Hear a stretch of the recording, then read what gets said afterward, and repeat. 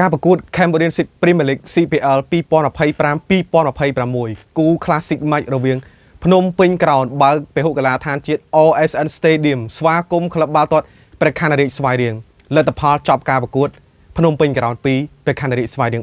3ក្លឹបទាំងពីរមានការប្រកួតប្រជែងយ៉ាងស្វិតស្វាញក្លឹបកំពូលទាំងពីរបានបង្ហាញសក្តានុពលរបស់ខ្លួនទាក់ទាញអ្នកគាំទ្រកម្ពុជារាប់ពាន់អ្នកចូលទៅទស្សនាពេញទីលានអ្នកទស្សនាចំនួន5040នាក់បានចូលរួម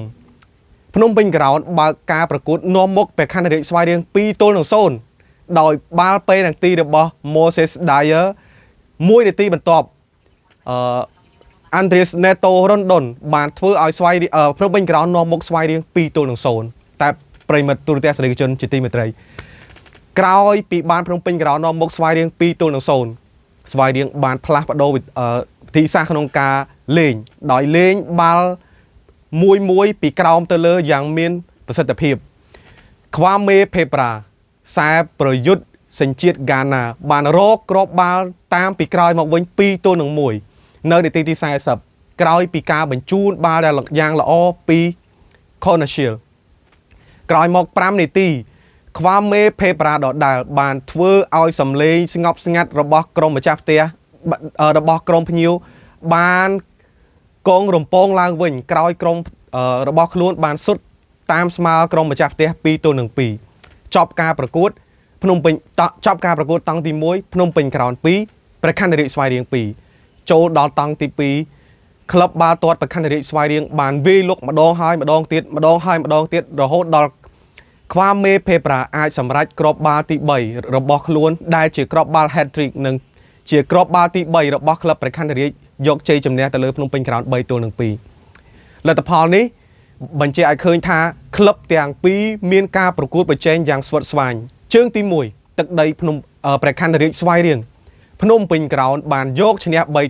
3-2ជើងទី2ទឹកដីភ្នំពេញក្រោនព្រះខ័នរាជស្វាយរៀងជាភ្ញៀវយកឈ្នះ3-2វិញម្ដងលទ្ធផលនេះបានឆ្លុះបញ្ចាំងឲ្យឃើញថាក្រុមទាំងពីរនឹងត្រៀមជួបគ្នាសារជាថ្មីនៅពានរង្វាន់ AFC Challenge League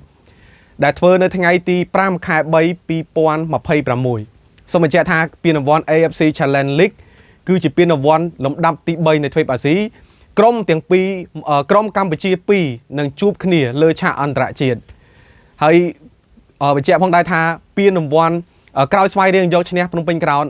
3-2ស្វាយរៀងឡើងមកឈរលេខ1ដាច់ភ្នំពេញក្រោនលេខ2 5ពិន្ទុដូច្នេះការប្រកួតម្សិលមិញមានការស្វិតស្វាញយ៉ាងខ្លាំងមិនត្រឹមតែកីឡាករនិងកីឡាករគ្រូបង្វឹកក៏មានការប៉ះទង្គិចគ្នានាំឲ្យមានការក្រហមទៅវិញទៅមកទៅតឹងព្រឹងអ្នកគ្រប់គ្រងបានប៉ះទង្គិចគ្នាអូយមានអារម្មណ៍ថារំភើបមែនតើការប្រកួតនេះមិននឹកស្មានថាកម្ពុជាមានការប្រកួតប្រជែងដល់ថ្នាក់នេះដូច្នេះរងចាំមើលទាំងអស់គ្នាថាតើពានរង្វាន់ AFC Challenge League រវាងព្រះខ័នរាជស្វាយរៀងនិងភ្នំពេញក្រោននរណាដែលជាម្ចាស់ឡើងទៅដល់វគ្គ4ក្រុមចុងក្រោយ